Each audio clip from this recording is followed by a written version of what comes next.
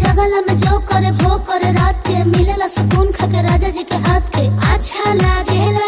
कमर ककरी से भइल काटा हराबा हो गलिया लागेला जान टमा डराबा हो गलिया लागेला जान टमा डराबा हो। कहे तोर गया तुझको मैं पार करना अपने खाला पहले हम के खिया करना तबे भइल बा कमरिया मोर चाह करना तबे भइल बा कमरिया मोर चाह करना चाह करना।